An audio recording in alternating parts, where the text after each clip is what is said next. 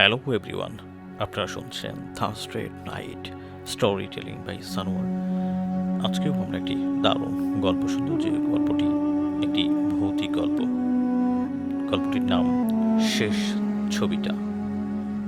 চলুন শুরু করা যাক। রাত তখন 2টা।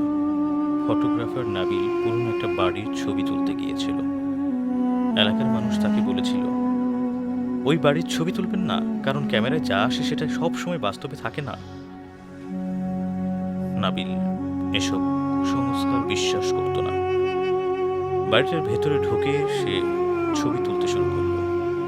প্রথম ছবি পুরনো একটি দরজা, দ্বিতীয় ছবি ধুলো জমা একটা ঘর, তৃতীয় ছবি তুলতেই ক্যামেরার স্ক্রিন দেখে তার হাত কেঁপে উঠল। ছবিতে দেখা যাচ্ছে ঘরের এক কোণায় একটা মেয়ে দাঁড়িয়ে আছে, কিন্তু নাবিল যখন পেছনে তাকালো তখন সেখানে কেউ নেই। সে ভাবল হয়তো ক্যামেরার কোনো সমস্যা, আবার ছবি তুলতে লাগলো। এবার মেয়েটা আগের থেকে আরো কাছে চলে এসছে, আর তার মুখটা দেখা যাচ্ছে না। মুখটা মনে হচ্ছে একদম আচ্ছা একটা কায়া।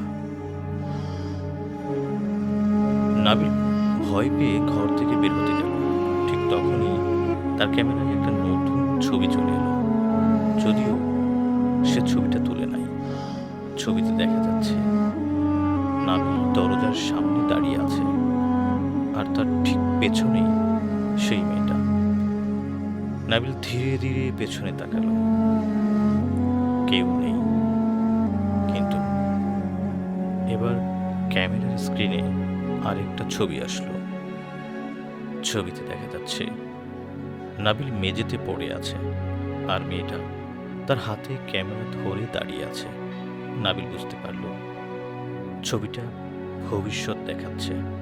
সে দৌড়ে বাড়ি থেকে বের হতে গেল, কিন্তু দরজা খুলছে না। হঠাৎ ক্যামেরা নিজে নিজেই অনেকগুলো ছবি তুলতে শুরু করলো। একটা ছবি, 2টা ছবি, 3টা ছবি। শেষ ছবিতে দেখা গেল নাবিল আর নেই, শুধু মেয়েটা ক্যামেরার দিকে তাকিয়ে হাসছে। পরদিন সকালে মানুষ বাড়িটায় গিয়ে শুধু একটা ক্যামেরা খুঁজে পেল। ক্যামেরার শেষ ছবিটা ছিল একজন নতুন মানুষ বাড়ির ভেতরে ঢুকেছে, আর পেছনে দাঁড়িয়ে আছে নাবিল, আর সে হাসছে।